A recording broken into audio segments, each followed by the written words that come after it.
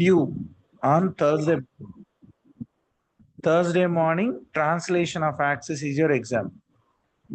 Now next చెప్తున్న concept limits కి extension.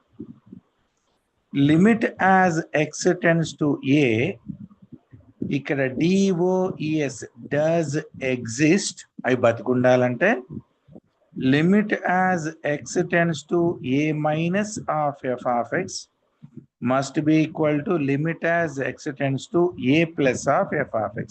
ఇది level 1. level 2 continuity.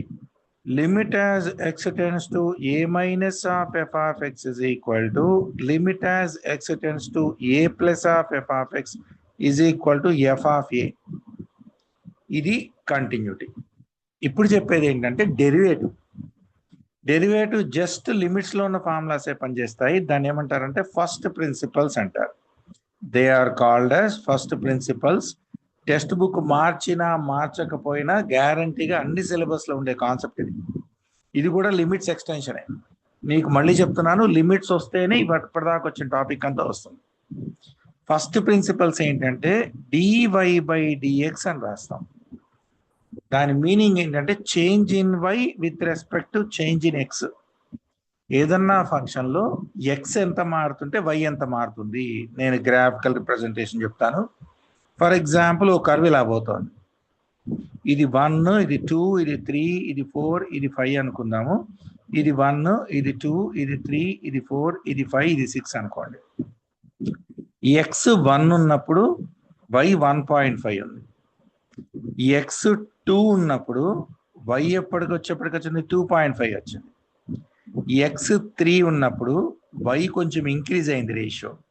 1 2 3 4 5 అంటే 4.5కి వెళ్ళింది. 1.5 నుంచి 4.5 మారిపోయింది. ఫర్ ఎగ్జాంపుల్ x 4కి వస్తే y నాకు ఎక్కడ రీచ్ అయింది? 1 2 3 4 5 6 రీచ్ అయింది. ఇక్కడ వచ్చిన ఆన్సర్ ఎంత వచ్చింది? Let me take up to here. That is 1 2 3 4.5. ఇది 4.5 వచ్చింది. దీని హైట్ ఇక్కడి నుంచి చూసుకుంటే 1 2.5 వచ్చింది. మోరల్ ఆఫ్ ద స్టోరీ ఏంటి? యూనివర్సల్ గా పెరగాలని రూల్ లేదు. ఎక్స్ మాత్రం స్టాండర్డ్ గా 1 యూనిటే మారుతోంది.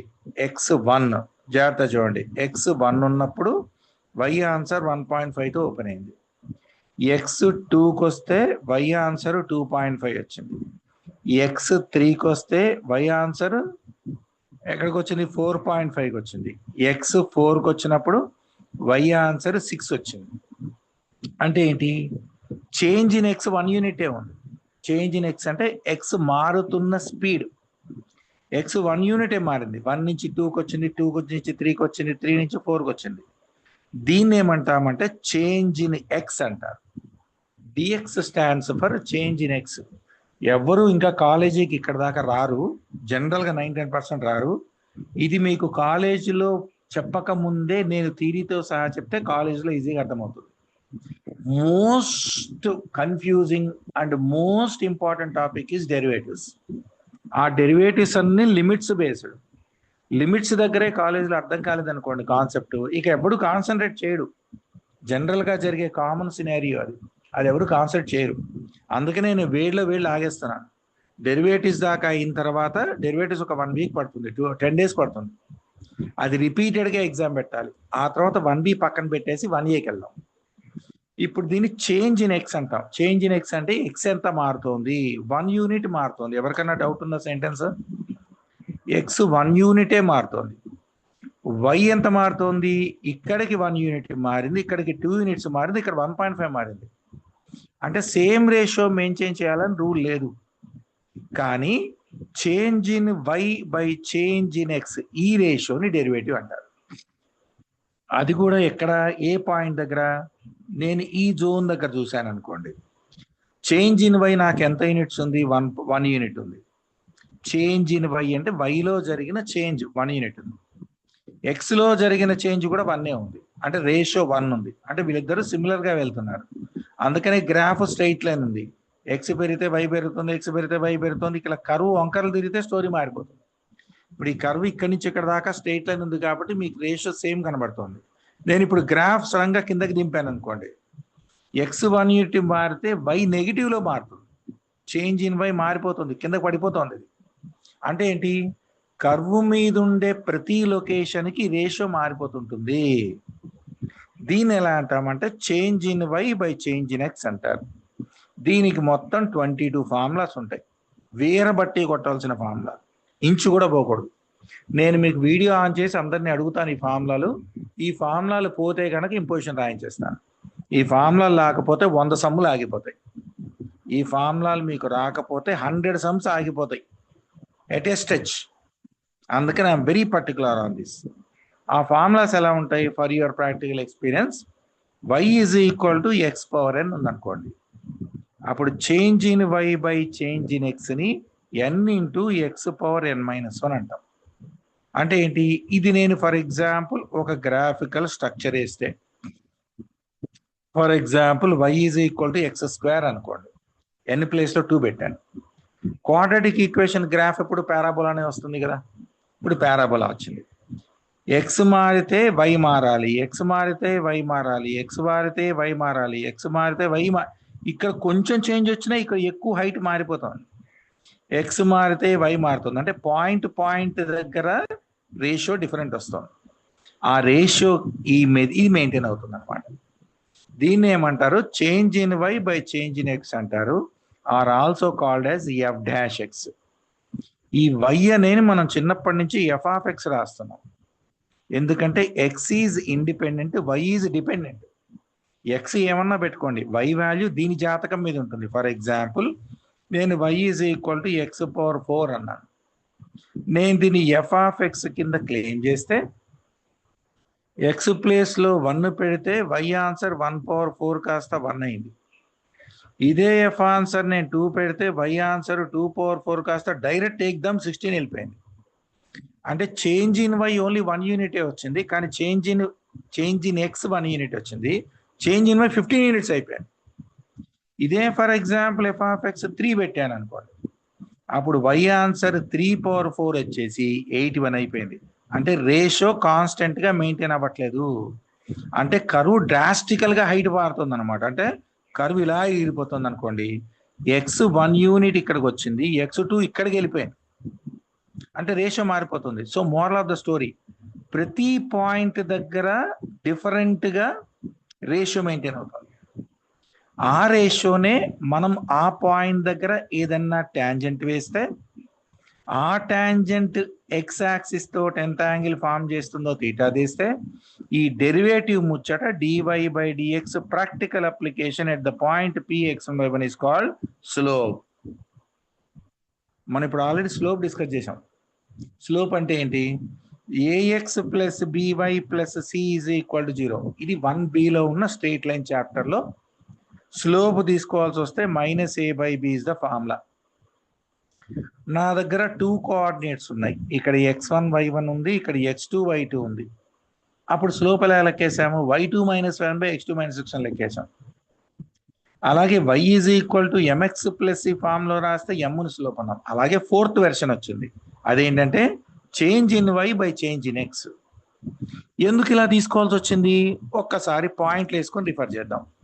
పాయింట్లు వేసుకుంటే ఈ కనెక్టివిటీ అర్థమవుతుంది. అంటే ఇప్పటి వరకు మీకు ఇంటర్ ఫస్ట్ ఇయర్లో టాపిక్స్ అన్నీ విడివిడిగా వచ్చాయి. మ్యాట్రిసెస్ చాప్టర్ వేరు, వెక్టర్స్ చాప్టర్ వేరు, కోఆర్డినేట్ జామెట్రీ, లోకస్ చాప్టర్ వేరు, ట్రాన్స్లేషన్ ఆఫ్ యాక్సిస్ చాప్టర్ వేరు, లిమిట్స్ వేరు, అన్నీ 1bలోనే ఉన్నాయి. సో లోకస్ రాకపోయినా ట్రాన్స్లేషన్ ఆఫ్ యాక్సిస్ తెప్పించుకోవచ్చు. ట్రాన్స్లేషన్ ఆఫ్ యాక్సిస్ అర్థం కాకపోయినా మీరు నెక్స్ట్ స్ట్రెయిట్ లైన్ చేసేయచ్చు. స్ట్రెయిట్ లైన్ వస్తే కానీ పేర్ ఆఫ్ స్ట్రెయిట్ లైన్స్ రాదు, కనెక్టివిటీ బ్రేక్. తర్వాత క్యాల్కులస్కి వస్తారు, లిమిట్స్ వస్తే కంటిన్యూటీ వస్తుంది, కంటిన్యూటీ వస్తే డెరివేటివ్ ఫస్ట్ ప్రిన్సిపల్స్ వస్తుంది. ఫస్ట్ ప్రిన్సిపల్స్ రాకపోయినా డెరివేటివ్స్ మొత్తం చేసేయచ్చు, అక్కడ విడిపోతుంది. క్యాలిక్యులస్ డెరివేటివ్స్ దగ్గర స్టార్ట్ అయిన ఇంకో 4 ఏళ్ళు ఉంటుంది. 4 years మీరు చదువుతున్నంత కాలం వెంటపడే ఫస్ట్ ఓపెనింగ్ పేర్లు ఈ చాప్టర్ నుంచి స్టార్ట్ అవుతుంది. ఇప్పుడు నేను గ్రాఫికల్గా మీకు స్లోప్ని డిఫైన్ చేయాలంటే జనరల్గా ఏదన్నా పాయింట్ p x1 y1 తీసుకొని ఇక్కడ ఇంకో point capital Q x2 y2 తీసుకున్నాను అనుకోండి. యాక్చువల్గా మనము స్లోప్ని ఏమని డిఫైన్ చేసాము? y2 - y1 by x2 - x1 అన్నాము. ఎందుకన్నాము? పర్పెండిక్యులర్ డ్రాప్ చేసి నేను ఇది ట్రయాంగిల్ కంప్లీట్ చేస్తే ఈ లైన్ ని కిందకి తెస్తే ఇది నేను తీటా అనుకుంటే మన దగ్గర 10th క్లాస్ లో ఉన్న డెఫినేషన్ ప్రకారం స్లోప్ ఫార్ములా టాన్ తీటా, కరెక్టే కదా? అంటే అదే తీటా ఇక్కడికి వస్తుంది కదా కరస్పాండింగ్. అప్పుడు టాన్ తీటా ఫార్ములా ఏంటి? Opposite side by adjacent side, opposite side by adjacent side. Any doubt? ఇంత థియరీ జనరల్ గా ఎక్కడ చెప్పరు, జాగ్రత్త వినండి చెప్తున్నప్పుడు. మన స్లోప్ డెఫినేషన్ ఏంటంటే tangent of the inclination of the line made with respect to positive X axis. Positive X axis తోటి ఏ లైన్ అయినా సరే ఎంత యాంగిల్ ఫామ్ చేస్తుందో దానికి టాంజెంట్ అప్లై చేస్తే స్లోప్ అని డిఫైన్ చేసాం. ఇప్పుడు మన భాషలో ఇదే తీటాని ఇక్కడ ఎక్స్టెండ్ చేసుకుంటే మనకి టాన్ తీటా తీసుకుంటే opposite side by adjacent side. ఇప్పుడు నేను దీని అడ్రస్ x1 y1 చెప్పాను, అంటే ఇక్కడి నుంచి ఇక్కడికి x1 ఉన్నట్టు, ఈ హైట్ y1 ఉన్నట్టు. ఇది x2 y2 చెప్పాను, అంటే ఇక్కడి నుంచి ఇక్కడికి x2 ఉన్నట్టు, ఇక్కడి నుంచి ఇదంతా y2 ఉన్నట్టు. Any doubt up to here? ఇప్పుడు నాకు ఇది రావాలంటే ఏం చేయాలి? ఆపోజిట్ సైడ్ కదా, ఈ బిట్ రావాలి y2 మైనస్ y1. ఈ హైట్ కదా, అంటే ఈ బిట్ రావాలంటే y2 మైనస్ y1 బై ఈ బిట్ రావాలంటే x2 మైనస్ x1. ఇక్కడి నుంచి ఇక్కడ దాకా x2, దానిలో x1 పోయింది, x2 మైనస్ x1. ఇది ఏంటి? డిఫరెన్స్ ఇన్ y కోఆర్డినేట్స్, అంటే చేంజ్ ఇన్ వైఏగా. Difference in x coordinates, change in ఎక్సేగా. అందుకని ఎమ్ని ఇలా కొత్తగా డిఫైన్ చేశారు. Slope is redefined as change in y with respect to change in x ratio. మరి పాయింట్ దగ్గర మారిపోతుంది. ఎందుకని? ఫర్ ఎగ్జాంపుల్ నేను పారాబోలా ఇలా తీసుకున్నాను అనుకోండి, నేను ఇక్కడ పాయింట్ తీసుకుని టాంజెంట్ వేస్తే ఇలా వస్తే, ఈ లైన్ పైకి సాగదీస్తే ఇక్కడ తీటా ఉంటే ఒక యాంగిల్, ఫర్ ఎగ్జాంపుల్ 30 degrees అనుకోండి. నేను పాయింట్ ఇక్కడికి తెచ్చాను, మరి టాంజెంట్ ఇలా రావాలి కదా, అప్పుడు యాంగిల్ మారిపోయింది కదా. ఇప్పుడు సుమారుగా 75 degrees వచ్చింది, స్లోప్ మారిపోయింది. నేను ఇక్కడ పాయింట్ తీసుకుని టాంజెంట్ వేసాను అనుకోండి, అప్పుడు ఆటోమేటిక్గా మళ్ళీ మారిపోయింది కదా. అంటే పాయింట్ మూమెంట్ని బట్టి టాంజెంట్ పొజిషన్ మారిపోతుంది. పాయింట్ ఇక్కడ ఉందనుకోండి ఇలా వస్తుంది, పాయింట్ ఇక్కడ ఉందనుకోండి ఇలా వస్తుంది, పాయింట్ ఇక్కడ ఉంటే ఇలా వస్తుంది. అంటే ఎవ్రీ పాయింట్ మీద మనకు వచ్చే యాంగిల్ మారుతుంది కాబట్టి స్లోప్ మారుతుంది. Any doubt up here? అందుకని స్లోప్ ఎలా డిఫైన్ చేశారంటే dy by dx at point x1 y1. ఒక పర్టికులర్ కర్వ్ మీద change in y with respect to change in x connected to tan theta from straight lines. ఎలా అంటే ఏ point దగ్గర నువ్వు discuss చేస్తున్నావు, ఈ పాయింటా, ఈ పాయింటా, ఈ పాయింటా, ఈ పాయింటా. పాయింట్ మారుతుంటే యాంగిల్స్ మారుతుంది, యాంగిల్స్ మారితే స్లోప్ మారుతుంది. ఇవన్నీ ఇంటర్ కనెక్టెడ్ అనమాట. అంటే ఇదే డెఫినేషన్ ఇలా ఉంది. ఇప్పుడు ఇదే ఫస్ట్ ప్రిన్సిపల్స్ ఎలా కనెక్టెడ్ చూద్దాం. For example f of x is equal to x² plus 4 అనుకున్నాం. నేను f ఆఫ్ 1 చేస్తాను, నాకు 5 వచ్చింది. డౌట్ వస్తే వెంటనే ఆపండి, ఇది ప్యూర్ థియరీ. నేను f ఆఫ్ 2 చేస్తున్నాను, నాకు 2² ప్లస్ 4 కాస్త ఎంత అయింది? 4 ప్లస్ 4 8 అయింది. అంటే చేంజ్ ఇన్ x 1 యూనిట్, కరెక్టేనా? డెల్టా ఎక్స్ అని కూడా చేంజ్ ఇన్ ఎక్స్ అంటారు. స్మాల్ చేంజెస్ ని డెల్టాస్ తో పెడతారు, పెద్ద చేంజ్ ఉంటే డివై రాస్తారు. డివైకి డెల్టా వైకి డిఫరెన్స్ ఎర్రర్స్ అండ్ అప్రాక్సిమేషన్స్ అనే టాపిక్ దగ్గర మీకు కలుస్తుంది. ఎర్రర్స్ అండ్ అప్రాక్సిమేషన్స్ మీకు తీసేశారు టెక్స్ట్ బుక్ లో, లేదు కానీ నేను చెప్తాను, ఎందుకంటే లైఫ్ అండ్ డెత్ అంతా దాంతోటే ఉంటుంది. క్యాలిక్యులేటర్ని విసిరవతలు పెట్టేయచ్చు. లాగర్థమ్స్ 10th క్లాస్లో ఎంత ఇంపార్టెంటో, ఈ లిమిట్స్ లోంచి వచ్చే ఎక్స్టెన్షన్ లోంచి వచ్చే ఫస్ట్ ప్రిన్సిపల్ తర్వాత వచ్చే ఎర్రర్స్ అండ్ అప్రాక్సిమేషన్ కూడా అంత ఇంపార్టెంట్. అంటే ఫర్ ఎగ్జాంపుల్ మీకు √81 ఆన్సర్ తెలుసు కదా, 9 అని. √81.1 తెలుసా? క్యాల్కులేటర్ లేకుండా చేయగలుగుతారా? చేయలేరు. ఈ డెరివేటివ్స్ వస్తే చేసేయచ్చు. √8.0007 కూడా చేయొచ్చు క్యాలిక్యులేటర్ లేకుండా. అందుకనే చాలా ఇంపార్టెంట్ ఎర్రర్స్ అండ్ అప్రాక్సిమేషన్స్. మీకు లేకపోయినా నేను చెప్తాను. ఇప్పుడు ఈ పాయింట్ దగ్గర డిస్కషన్ వస్తే జాగ్రత్త వినండి. ఎక్స్ వాల్యూ 1 అనుకుందాం, change in X delta X అనుకుందాం 1. f ఆఫ్ 1 ఆన్సర్ ఏమో 5 వచ్చింది. ఎఫ్ ఆఫ్ 1 + 1 ఏమో 8 వచ్చింది. అర్థమైందా కాన్సెప్ట్? ఎఫ్ ఆఫ్ 2 అంటే 1 + 1 కదా. ఇది ఎఫ్ ఆఫ్ x1 అనుకుంటే వీడి x ప్లస్ డెల్టా ఎక్స్ కదా F of. Change in y ఎలా లెక్కేయాలి? మన భాషలో change in y by change in x అనుకుంటే చేంజ్ ఇన్ y అంటే 8 - 5 లెక్కేయాలి కదా. బై చేంజ్ ఇన్ x అంటే ఏంటి? x plus delta X minus X. ఇది ఎక్స్లో నేను పెట్టిన ఆన్సర్, ఇది ఎఫ్ ఆఫ్ అంటే వైలో వచ్చిన ఆన్సర్. ఐ రిపీట్, నేను పెట్టే నెంబర్ ఎక్స్, ఎఫ్ ఆఫ్ అంటే వై అంటే x1 ఉన్నప్పుడు y5 వచ్చింది, x2 ఉన్నప్పుడు y8 వచ్చింది. ఇప్పుడు నేను స్ట్రక్చరల్ డెఫినేషన్ చెప్తున్నాను. ఎలా? Change in y by change in x కావాలి. చేంజ్ ఇన్ y ఏమో 8 - 5, చేంజ్ ఇన్ x ఏమో 2 - 1. am I right? వీడెవడు?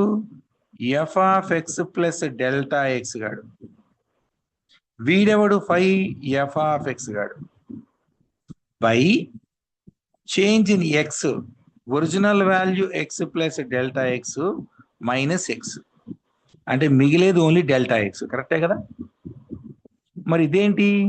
ఈ డెల్టా ఎక్స్ ను ఒక చిన్న వాల్యూ హెచ్ అనుకుంటే f of x plus h minus f of x by h, ఈ రేషియోని change in y by change in x అంటారు. ఇలా థియరీ మీ టెక్స్ట్ బుక్ లో ఉండదు. కనీసం ఈ థియరీ బిల్డప్ చేయడానికి 10 పేజీలు వేస్ట్ చేస్తాడు వాడు, అర్థం గట్టిగా చేయించడానికి. కానీ నేను దాన్ని షార్ట్ కట్ లో మీకు అర్థమయ్యేది చెప్పాను. మళ్ళీ మీకు ఇంకో ఎగ్జాంపుల్ చెప్తాను, ఎందుకంటే ఈ కాన్సెప్ట్ డివై బై డిఎక్స్ ఎందుకు వచ్చింది అని అర్థం అవడానికే పెద్ద సినిమా. అది అర్థమైందంటే దంచుకోవచ్చు. ఫర్ ఎగ్జాంపుల్ ఇంకో స్ట్రక్చర్ చెప్తాను. Let me go with F of X is equal to x power 5 + 1. నేను ఎఫ్ ఆఫ్ ఎక్స్ పవర్ 4 తీసుకున్నాను. ఎఫ్ ఆఫ్ 2 తీసుకుంటాను. 2 పవర్ 4 + 1 కాస్త 17 అయింది. ఎవరికన్నా డౌట్ ఉంటే వెంటనే ఆపేయండి. ఇది అర్థం కాకపోయినా కూడా చేసేయచ్చు, కానీ అర్థం చేసుకుని చేస్తే ఉపయోగం ఉంటుంది. ఎందుకు దీని ప్రాక్టికల్ అప్లికేషన్ ఎక్కడ వస్తుంది అనేది. సో మళ్ళీ చెప్తున్నా, x2 తీసుకుంటే నాకు ఎఫ్ ఆఫ్ ఎక్స్ ఆన్సర్ 17 వచ్చింది. Any doubt in this sentence? ఇప్పుడు ఎఫ్ ఆఫ్ 2.1 తీసుకుంటా, నాకు వచ్చే ఆన్సర్ 2.1 హోల్ పవర్ 4 + 1. 21 × 441, మళ్ళీ 441తో మల్టిప్లై చేయండి, 2.1 హోల్ పవర్ 4 కాబట్టి. నేను క్యాల్కులేటర్ వాడుకోవచ్చు కాబట్టి థియరీ పార్ట్ కోసం క్యాల్కులేటర్ వాడుకుంటున్నాను. I repeat, follow the concept, not the sums. Coordinate geometry కానీ లిమిట్స్ కానీ మిమ్మల్ని ఆడుకునేది ఎక్కడంటే కాన్సెప్ట్ రాక. ఫస్ట్ కాన్సెప్ట్ బిల్డప్ చేస్తే మనకి కాన్ఫిడెన్స్ వస్తుంది. నేను చేస్తుంది 441 × 441. నాకు వచ్చిన ఆన్సర్ ఎంత వచ్చింది? యాక్చువల్గా ఎన్ని ప్లేసెస్ ఉండాలి? 2.1 కాబట్టి 4 ప్లేసెస్ అంటే 1 2 3 4. ఎంత వచ్చింది? 19.4481 వచ్చింది. ఇప్పుడు ఎక్స్ ప్లేస్లో 2.1 పెడితే నాకు ఎఫ్ ఆఫ్ 2.1 19.44 వచ్చింది. ఇప్పుడు కంపేర్ చేద్దాం.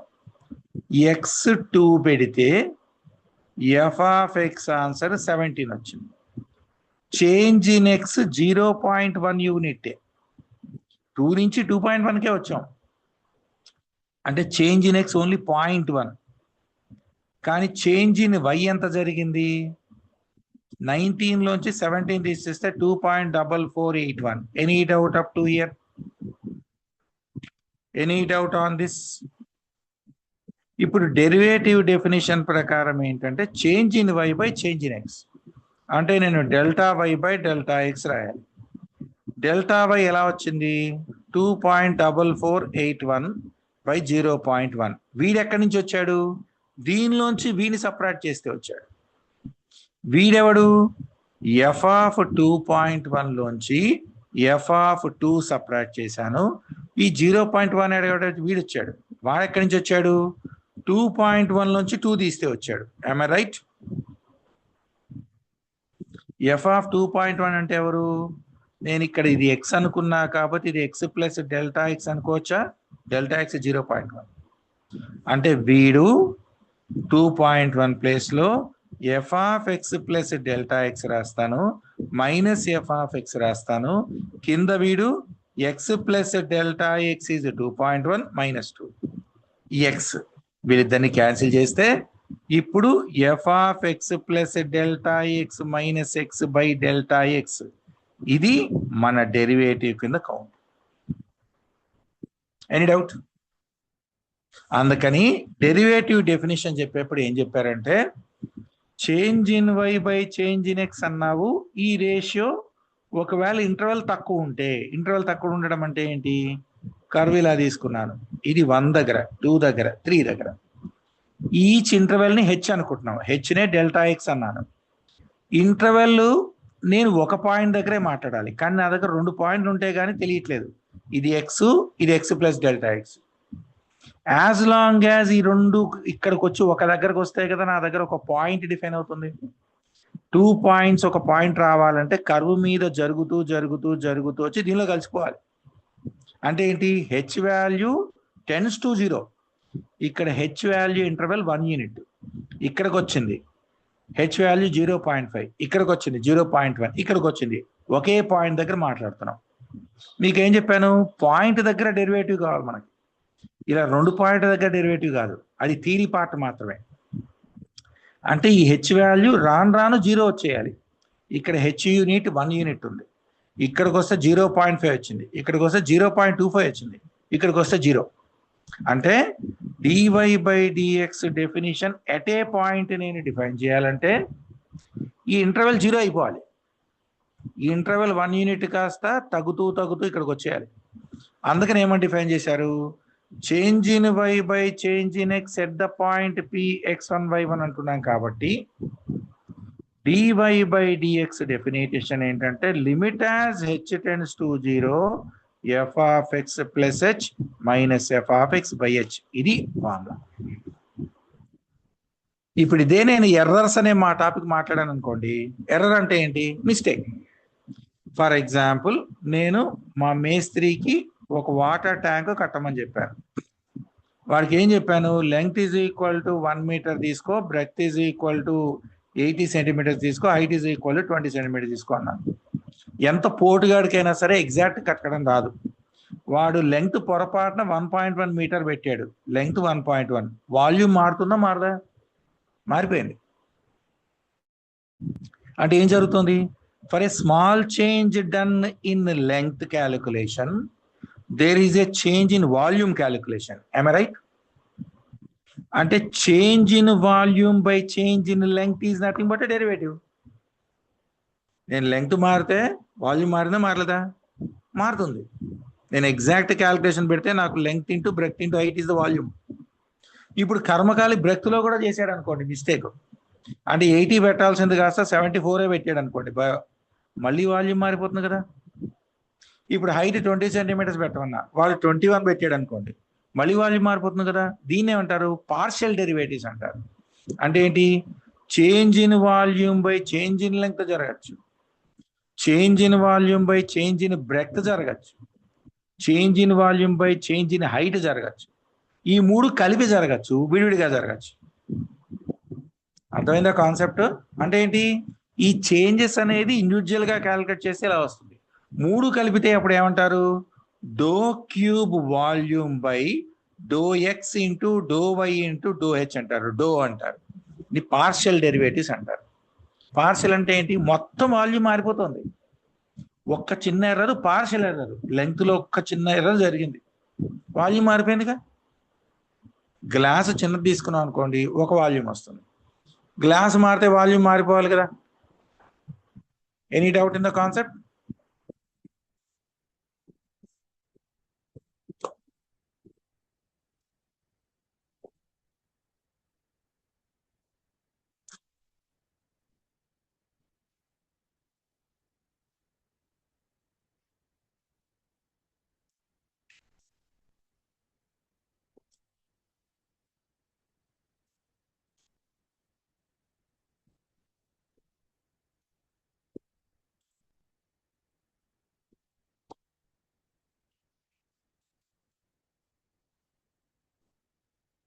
మధ్యలో స్ట్రక్ అయింది, ఒక నిమిషం ఉండండి.